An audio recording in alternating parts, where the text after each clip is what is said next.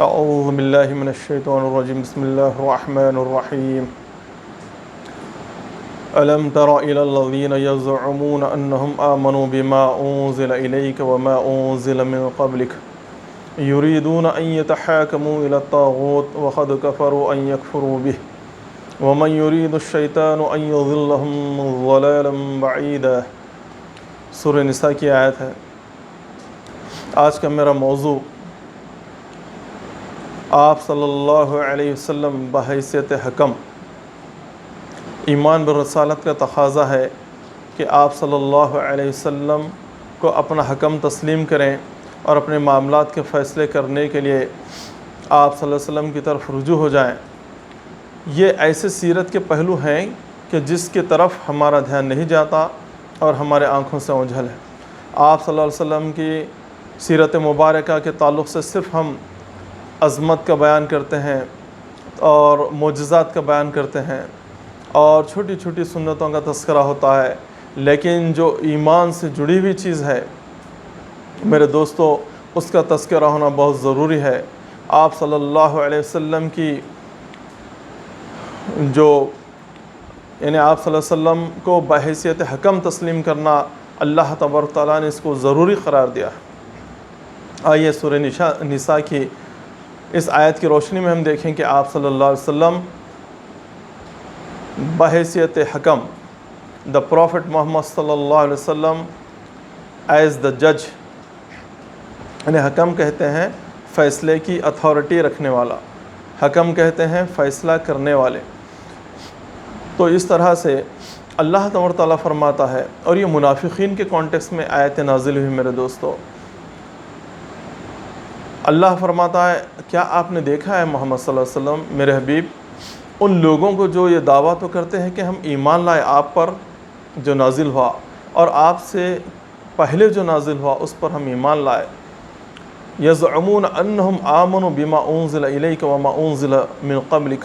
لیکن عملاً ان کا رویہ کیا ہوتا ہے، ان کا ایٹیٹیوڈ کیا ہوتا ہے، اس کو اللہ نے بیان فرمایا، یریدون ان یتحاکموا الی الطاغوت، وہ چاہتے ہیں کہ اپنے معاملات کا فیصلے طاغوت کے پاس کرائیں، وقد کفروا ان یکفروا بہ، جبکہ اللہ نے اس سے کفر کرنے کا حکم دیا تھا، ومن یرید الشیطان ان یضلهم ضلالا بعیدا، اور شیطان جسے گمراہ کرے اسے گمراہی میں بہت دور لے جا کر پھینک دیتا ہے۔ تو یاد رکھیے، آپ صلی اللہ علیہ وسلم کو اگر حکم بنائے بغیر کسی دوسری عدالتوں میں اپنے معاملات کے فیصلوں کو لے جاتے ہیں تو اللہ تبارک تعالیٰ ان کو منافق قرار دیا ہے، ان کے ایمان کو معتبر قرار نہیں دیا گیا۔ اور یہ جتنی بھی سورہ نساء میں آیتیں آئی ہیں اور آگے بھی ایک آیت ہے، اس کے تناظر میں اللہ تبارک تعالیٰ نے منافقین کی صفات کا تذکرہ فرمایا۔ وہ لوگ اے میرے حبیب صلی اللہ علیہ وسلم ایمان والے ہو ہی نہیں سکتے جو آپ پر ایمان لانے کا دعویٰ تو کریں لیکن عملاً اپنے معاملات کے فیصلے کروانے کے لیے دوسرے سرپنچوں کے پاس، دوسری عدالتوں کے پاس، پنچ کے پاس چلے جائیں، تو اس لیے یا دوسرے کورٹس میں چلے جائیں۔ آج ہم بھی آپ صلی اللہ علیہ وسلم پر ایمان لانے کا دعویٰ کرتے ہیں میرے دوستو، لیکن اس بات کا ہم کو شعور نہیں ہے کہ ایمان بالرسالت کا تقاضا کیا ہے۔ اس آیت کی روشنی میں ہم پر جو ذمہ داری عائد ہوتی ہیں آپ کے گوش گزار کرنا چاہتا ہوں۔ میرے دوستو، نصیحت کڑوی ہی لگتی ہے لیکن اس کو قبول کرنے میں انسانوں کا خیر ہے۔ آپ صلی اللہ علیہ وسلم پر ہم ایمان لاتے ہیں الحمدللہ ثم الحمدللہ، لیکن اس کے تقاضے پورے کرنے کی طرف بھی توجہ دو میرے بھائیوں۔ ہم آج اپنے معاملات کے فیصلے کروانے کے لیے بڑی بڑی داڑیاں رکھتے ہوئے، حج اور عمرے کرتے ہوئے، لیکن جب تنازع آتا ہے کسی آپس میں مسلمانوں میں یا خاندان میں بھائیوں کے درمیان، تو اپنے جائیداد کے فیصلوں کے لیے، اپنے معاملات کے فیصلے کے لیے، اپنے ڈسپیوٹس کے سلوشن کے لیے session court, lower court, high court, supreme court, ان دروازوں کو کھٹکھٹاتے ہیں۔ میرے بھائیوں، سوچنے کا مقام ہے، اگر کاش حضرت عمر رضی اللہ تعالیٰ عنہ اس زمانے میں ہوتے تو وہ تمام لوگوں کا سر قلم کر دیتے جو رسول اللہ صلی اللہ علیہ وسلم کو حکم تسلیم نہ کرتے۔ اسی آیت کے بعد آگے کی رکوع میں ایک اہم آیت آتی ہے جس کا شان نزول کے ساتھ آپ کو بیان کروں گا، تو آپ کو اندازہ ہوگا کہ اگر ہم اپنے معاملات کے فیصلے اپنے مساجد میں دارالخضا میں نہ کرائیں تو پھر ہمارا انجام کتنا برا ہوگا۔ اللہ فرماتا ہے فلا ربک لا یؤمنون حتی یحکموک فیما شجر بینہم ثم لا یجدوا فی انفسہم حرجا مما قضیت ویسلموا تسلیما۔ اللہ فرماتا ہے تمہارے رب کی قسم ہے محمد صلی اللہ علیہ وسلم، وہ لوگ ایمان والے نہیں ہیں جو اپنے معاملات میں آپ کو اپنا حکم نہ بنائیں، اور جو کچھ آپ فیصلہ کریں اس کو بے چون چرا تسلیم کرے۔ اگر وہ ایسا نہیں کرتا ہے تو اللہ فرماتا وہ ایمان والا ہی نہیں ہے۔ ثم لا یجدوا فی انفسہم حرجا، اور پھر ان کے دلوں میں کسی قسم کی تنگی بھی نہ آئے۔ They should not think any hesitation after your judgment، آپ کے ججمنٹ کے بعد ان کے دلوں میں کسی قسم کی تنگی کدورت نہ پیدا ہو جائے۔ وہ یسلم تسلیما، اور بے چوچرا اس فیصلے کو تسلیم کریں۔ تو یہ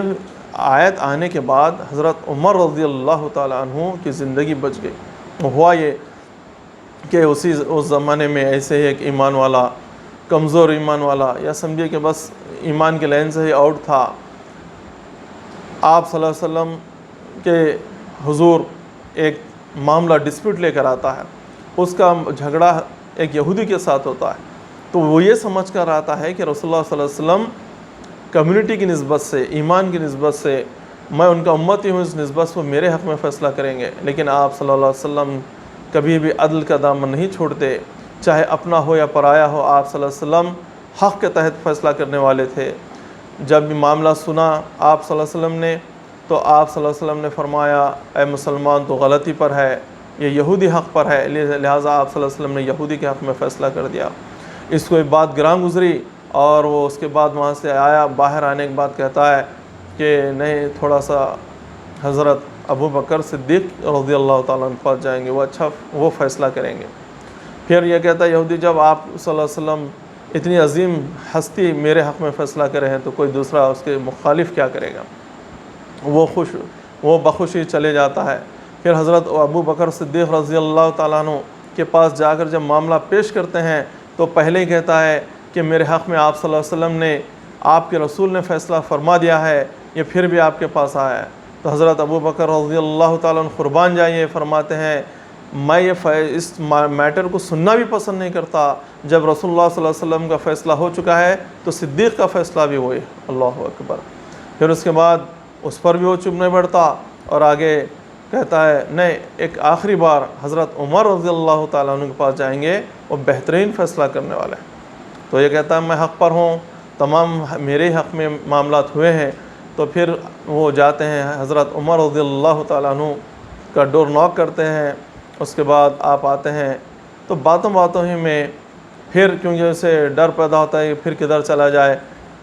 وہ کہتا ہے کہ معاملات ہمارا ڈسپیوٹ آپ صلی اللہ علیہ وسلم کے دربار میں چلا گیا تھا، اور آپ صلی اللہ علیہ وسلم نے میرے حق میں فیصلہ فرمایا ہے۔ یہ ہونے کے باوجود بھی اس نے کہا کہ حضرت عمر کے پاس جائیں گے رضی اللہ تعالیٰ عنہ، اور وہ بہترین فیصلہ کرنے والے ہیں۔ یہ سننا ہی تھا، حضرت عمر رضی اللہ تعالیٰ عنہ اپنے گھر میں جاتے ہیں، ننگی تلوار لا کر اس مسلمان کا سر قلم کر دیتے ہیں۔ اب منافقوں کو تو یہی موقع ہاتھ آنا تھا کہ کس طرح سے حضرت عمر رضی اللہ تعالیٰ عنہ سے چھٹکارا پائیں۔ تو منافقین نے سازش چلی کہ اسلام میں قتل کا بدلہ قتل ہے، لہٰذا حضرت عمر رضی اللہ تعالیٰ عنہ کے خلاف ریٹ پٹیشن ڈال دی جائے۔ آپ صلی اللہ علیہ وسلم کے دربار میں آیا کہا کہ حضرت عمر کا غصہ تو آپے سے باہر ہو گیا، اپنے ہی مسلمان بھائیوں پر ان کا ہاتھ اٹھ رہا ہے، اور انہوں نے تلوار چلا دی اور مسلمان کا قتل کر دیا۔ آپ صلی اللہ علیہ وسلم اسلامی حکم کے تحت کچھ فیصلہ فرمانے والے تھے، بڑے اس میں تھے کہ کیا کیا جائے۔ ابھی آپ سوچ رہے تھے کہ